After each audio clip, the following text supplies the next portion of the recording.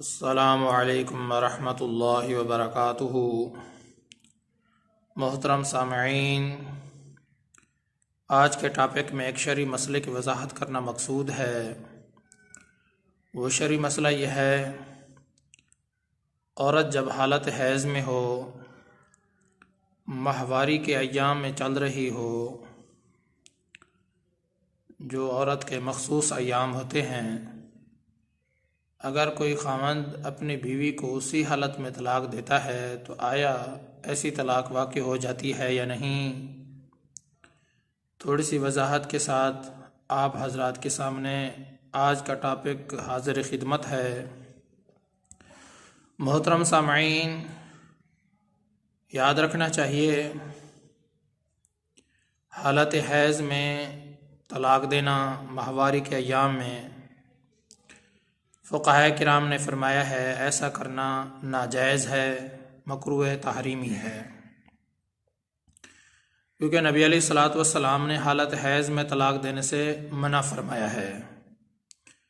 جب حضرت عبداللہ بن عمر رضی اللہ تعالی عنہما نے لا علمی میں اپنی بیوی سے حالت حیض میں ہی طلاق دے دی تو نبی علیہ الصلوۃ والسلام نے ان کو اپنی طلاق سے رجوع کرنے کا حکم دیا۔ اس سے ایک بات یہ ثابت ہوئی کہ حالت حیض میں طلاق دینا جائز نہیں ہے۔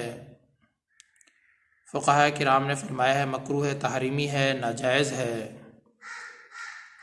اور یہ بات بھی ثابت ہوئی، کوئی آدمی اگر اپنی بیوی کو حالت حیض میں طلاق دے دے، اگرچہ طلاق دینا جائز نہیں ہے، لیکن اس کے طلاق دینے سے طلاق واقع ہو جائے گی، اس کی بیوی اس سے مطلقہ ہو جائے گی، اس کی بیوی کو طلاق واقع ہو جائے گی، اگرچہ یہ طلاق دینے والا گنہگار ہوگا۔ محترم سامعین، مسئلے کا خلاصہ یہ ہے، حالت حیض میں اپنی بیوی کو طلاق دینا ناجائز ہے، کیونکہ نبی علیہ الصلوۃ والسلام نے حالت حیض میں اپنی بیوی کو طلاق دینے سے منع فرمایا ہے۔ حضرت عبداللہ بن عمر نے جب لا علمی میں اپنی بیوی کو حالت حیض میں طلاق دی تو آپ علیہ الصلوۃ والسلام نے ان کو رجوع کرنے کا حکم فرمایا۔